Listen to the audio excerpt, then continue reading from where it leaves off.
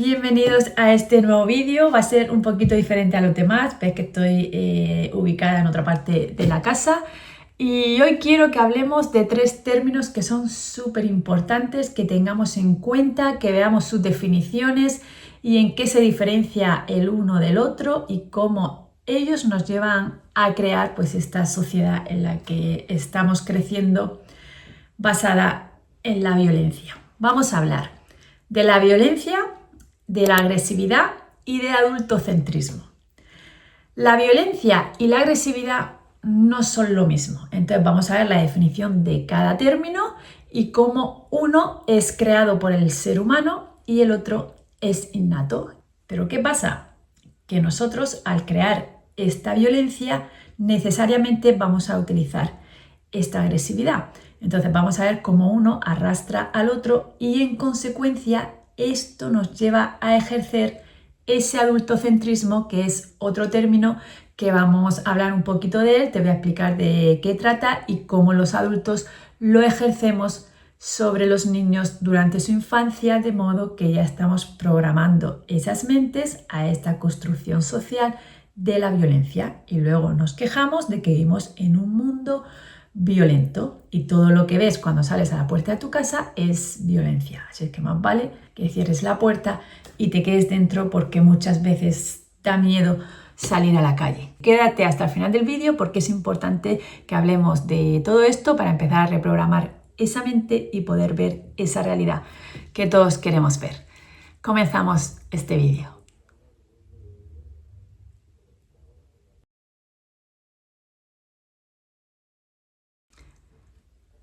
Venga, pues vamos a empezar con la violencia. Y aquí tengo todos mis apuntes sobre esto que vamos a hablar, que yo tomé cuando estaba haciendo el máster en educación respetuosa con Tania García, una investigadora social que a mí me gusta mucho, y bueno, con ella hice un máster en educación y es la chica que acuñó el término adultocentrismo que vamos a ver hoy. ¿Qué significa violencia? Es el hecho de actuar sobre alguien e intentar que esa persona actúe en contra de su voluntad. ¿Tú crees que eso es innato en el ser humano? No, porque yo puedo elegir no hacer eso. Por tanto, te das cuenta que la violencia es una construcción social. Seguimos. Cada sociedad, cada cultura, cada momento histórico va a definir qué es violencia y qué no es. Por tanto, qué es lo que se va a aceptar y qué es lo que no a nivel social. Por ejemplo, en otros países, el matrimonio entre una niña y un adulto es aceptable, se ve bien y se considera que debe ser así. En cambio, en nuestra sociedad occidental no lo vemos así. Hasta incluso diríamos que es un acto violento hacia la niña. Por tanto, te puedes dar cuenta que según la cultura y la sociedad, lo que entendemos por violencia va a variar. La violencia es una coacción moral que se ejerce sobre otra persona para que ella haga, diga o sienta algo que no desea. Por ejemplo, esa niña. Por tanto, se le está obligando a que ella haga algo que no desea o que no haga algo que ella desea. Mira, la violencia tiene un poder muy cultural y social, ya que conlleva rasgos ideológicos y éticos. Por ejemplo, cuando el cinturón de seguridad no era obligatorio por ley. Luego salió la ley y ¿para quién era obligatorio? Para el piloto y el copiloto. Y los niños que estaban atrás daba igual, sin cinturón, sin silla y sin nada. Entonces, ¿qué se está dando a entender? Que la vida del adulto está por encima que la del niño. ¿Te das cuenta? Vale, ¿por qué actuamos violentamente? Vamos a ver los términos y la diferencia entre violencia y agresividad. Y te vas a dar cuenta que no es lo mismo. Te leo. La violencia no es innata, es social, como ya hemos visto. Tú no naces siendo violento, tú aprendes a ser violento, que son cuestiones diferentes. Ahora, la agresividad sí es innata. Está dentro de nuestro cerebro. forma parte de nuestro sistema límbico y por lo tanto de nuestro sistema cerebral y como todas las emociones nos ayuda a sobrevivir. Entonces, la agresividad es una emoción innata que se despierta en el cerebro en una situación de peligro. Por ejemplo, cuando tú matas a otra persona, tú has sido agresivo con esa persona, pero previamente tú has utilizado esa violencia cultural y social que te ha hecho creer que tú podías matar a esa persona. Entonces, la base está en la creencia que yo tengo de que puedo ejercer mi agresividad hacia la otra persona. Ahora, lo importante aquí es que cuando alguien te está agrediendo, a ti se te despierta en el cerebro un organigrama de supervivencia que te va a llevar a actuar de forma agresiva para defenderte. Esa conducta agresiva que se te despierta va a depender de la voluntad que tú tengas para la agresividad y del análisis cultural que tú tengas hacia la violencia. Por tanto, la agresividad tiene que ver más con ese lado pulsional. Esto es algo que estudió Freud, que nos dijo que es ese pulso cerebral que se nos despierta en una situación de peligro. En cambio, la violencia es destrucción y está más relacionado con ese lado cultural y social, porque no es innato. Es decir, la violencia es hacer algo cuya finalidad, ya sea a nivel consciente o a nivel subconsciente, genere algún tipo de daño, poder o destrucción hacia otra persona. Mira, la idea que nosotros tengamos sobre agresividad va a depender mucho de la violencia con la que hayamos convivido. Es decir, si se ha dado por hecho que podíamos agredir o no.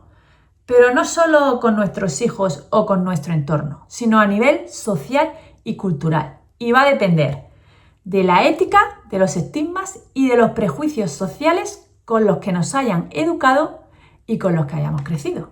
Entonces, toda esta parte que hacemos a los niños de amenazas, humillaciones, manipulaciones, chantajes, castigos, gritos, sobornos, todo eso no tiene nada que ver ni pertenece a la naturaleza humana.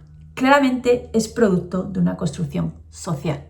La raza humana está concebida con una agresividad para la supervivencia, ¿vale? No para ser violentos con los niños, niñas y adolescentes, sino que esta violencia es algo que se está perpetuando de generación en generación. Por lo tanto, estas ansias sociales de no cumplir con las necesidades físicas, psicosociales, psicológicas y mentales de los niños tiene que ver más con una cuestión cultural. ¿Por qué actuamos violentamente? Porque culturalmente nos están educando para actuar en violencia.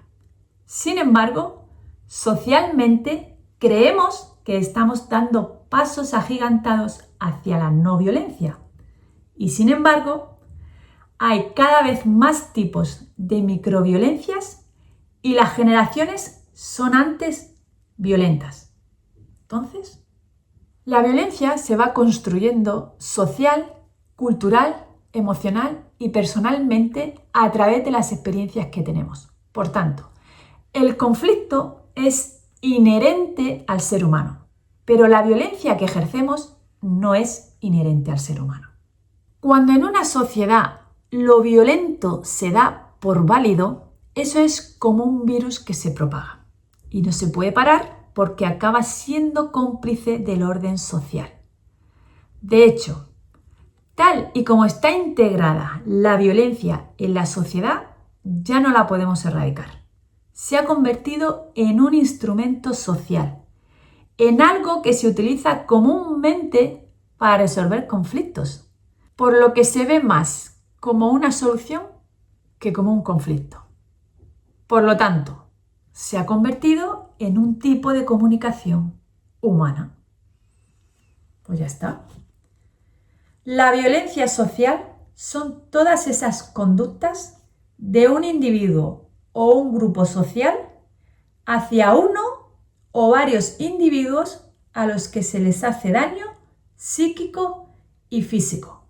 Pueden ser violencias muy evidentes, como por ejemplo el racismo, que es muy fácil de ver, o violencias más simbólicas, como por ejemplo, te doy un premio si te comes la comida. Vale.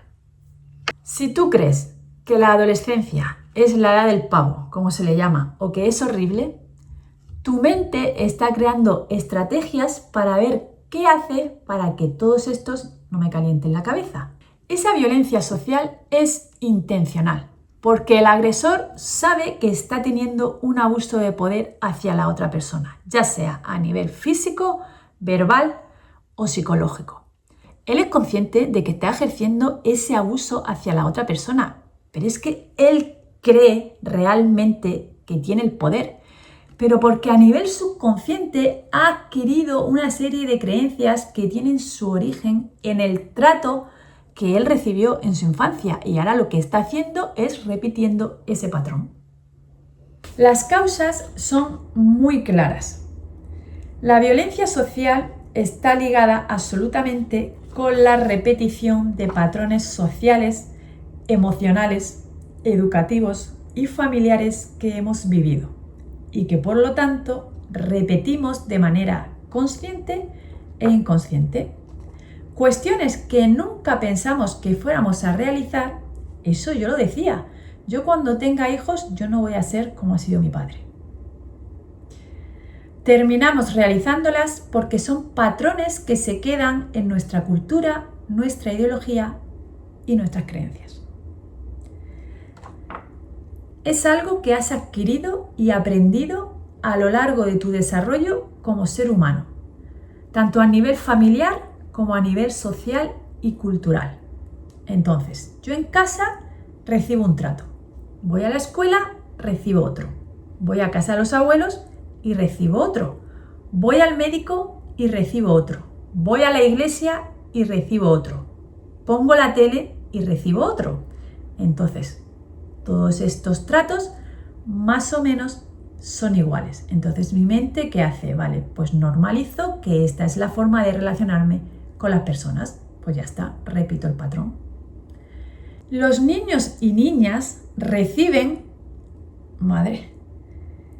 entre 500 y 600 ataques, gritos y dominaciones.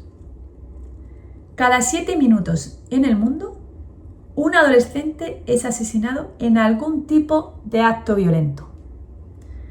Por lo tanto, la violencia que sufren los niños, niñas y adolescentes es absolutamente invisible y suele suceder en entornos íntimos como familia, escuela y médico, lo que hace que se convierta en un gran problema social y que nos da igual. Pues nada. Seguimos. ¿Qué es la violencia estructural? Pues como su propio nombre indica, es una violencia en estructura que vulnera las necesidades básicas de supervivencia, identidad y libertad. Y suele darse por género, por etnia, por clase social, por el lugar de donde vienes y por la edad. Este tipo de violencia se manifiesta en los niños y adolescentes a través de la negación. ¿Te suena el no? No puedes. Vale, pues nosotros nos hemos creído que tenemos el derecho sobre la infancia y la adolescencia. Y esta violencia en estructura no es educar, porque no estás respetando a la otra persona. Tú estás ejerciendo un poder sobre el otro. Por tanto, hay una desigualdad en la estructura del sistema. Por ejemplo, cuando el niño entra a la escuela y el maestro se cree con la potestad de poder castigar al niño sin patio. Vale, pues ¿qué está pasando aquí? Claramente el maestro se está saltando uno de los derechos humanos.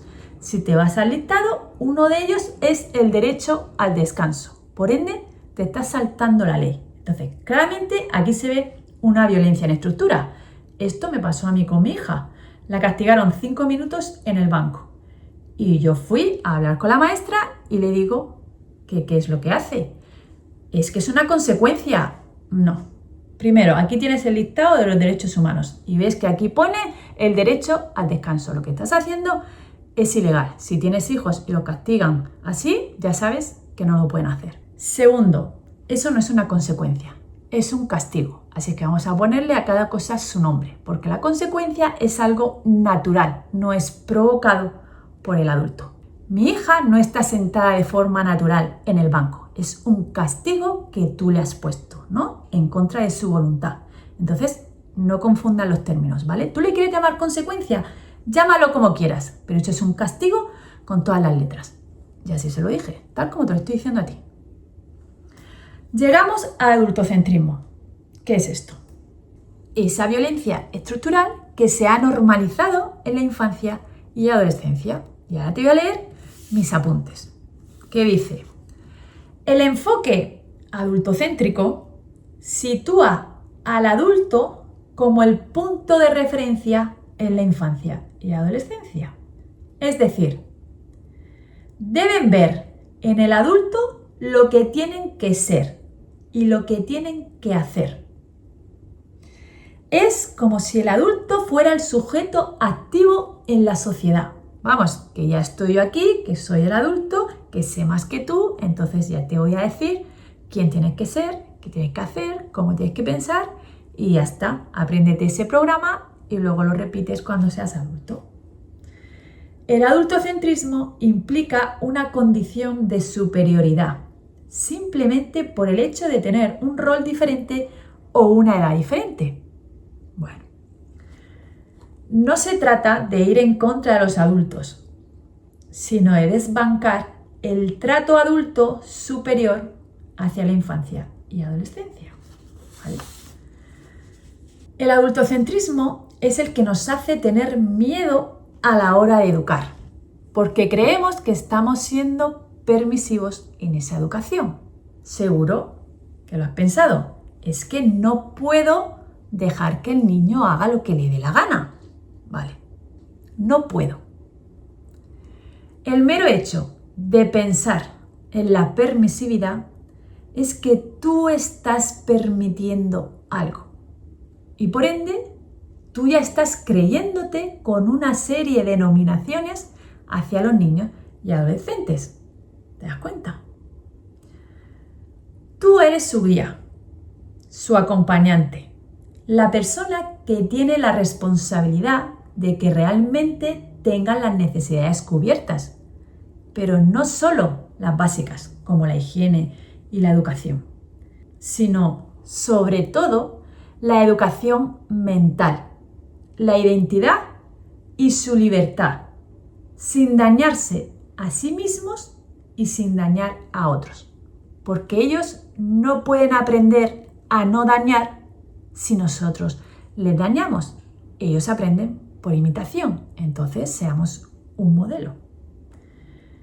Resumiendo, que no sea una relación asimétrica en la que el niño o la niña sea inferior al adulto, sino que realmente se empiece a comprender que son seres humanos como nosotros y que no están en proceso de formación, sino que ya son personas y que ya son alguien en la vida. Por lo tanto, no podemos tratarles como si no lo fueran. Y esto lo dice el libro de Conversaciones con Dios. Tú no has venido aquí a aprender nada, no estás en un proceso de formación, has venido a experimentar quién eres. Entonces tratémoslos como lo que ya son. Vale. El enfoque adultocéntrico también hace que los profesionales que trabajan con niños y adolescentes crean también que la violencia estructural es la forma, que es la manera. Por eso en la escuela se tienen formas adultocéntricas, que en las consultas de psicología y en pediatría y en odontología también hay, ya que siempre estamos pendientes de lo que el adulto quiere y necesita. El adulto, imponiéndole a los niños y adolescentes cómo deben ser y cómo deben comportarse para ser personas de bien. Pues ya está. Bueno, pues nos vamos a quedar aquí y no estoy enfadada. Lo que pasa es que estos temas me ponen un poco así, pero porque no entiendo, no entiendo ahora, porque yo hace unos años era adultocéntrica totalmente. Yo trataba a mis hijos mal. Entonces, cuando yo hice este máster en educación respetuosa y entendí todo esto, pues mi cabeza hizo un clic y empecé a cambiar el trato hacia mis hijos. Y bueno, ya llevo 4 o 5 años que no los trato como antes. No te digo que de vez en cuando me salga alguna conducta que no me gusta, pero bueno, en ese momento trato de ser consciente y digo, no, porque él no tiene la culpa de lo que a mí me pasa, de esta emoción que yo estoy sintiendo que no se me acompañó correctamente en mi infancia. Entonces intento separarlo porque él no tiene nada que ver con lo que me está pasando a mí. Entonces, creo que este tema es importante que se dé visibilidad, que se vea la diferencia entre lo que es la violencia, lo que es la agresividad y cómo de estas pues nace este adultocentrismo que al final pues es el efecto de esta violencia que se ha creado a nivel social y bueno, que el ser humano se cree que es el que lo sabe todo, el que tiene el poder sobre la tierra, los animales, los niños y bueno, todo lo creado y nada más lejos de la realidad. Pero bueno, estamos ahora mismo en un ciclo en el que esto no lo vemos y cuanto más visibilidad le demos a este tema, mejor. De hecho, el otro día me salió en redes sociales un grupo de niñas de Huelva, creo que era, que estaban haciéndole bullying a una compañera. Vale, pues ahí te puedes dar cuenta cómo esas niñas ya están sumergidas en esa violencia social. ¿Por qué? Porque en su infancia ellas normalizaron ese tipo de trato que le están dando a la compañera. ¿Vale? Pues ya está su mente llenándose de creencias en cuanto a lo que es la violencia, la agresividad y cómo yo tengo el poder de ejercerla sobre otra persona. Pues esas niñas cuando sean adultas seguirán con más de lo mismo, luego lo repetirán con sus hijos y así está el mundo. Entonces creo que es un tema súper importante de que seamos conscientes y entre todos empecemos a generar un cambio en el mundo porque nos estamos cargando nuestra especie y el mundo en sí.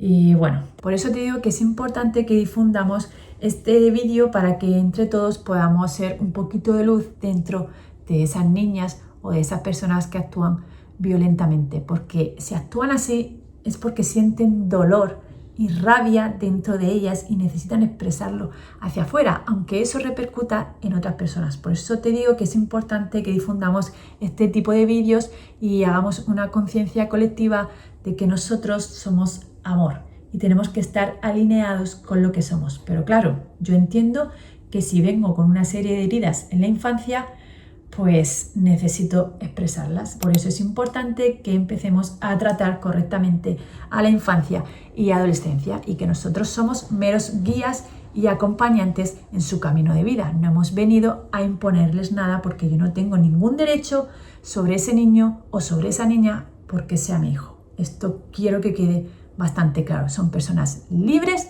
e independientes como lo soy yo. Gracias. Nos vemos en el próximo vídeo.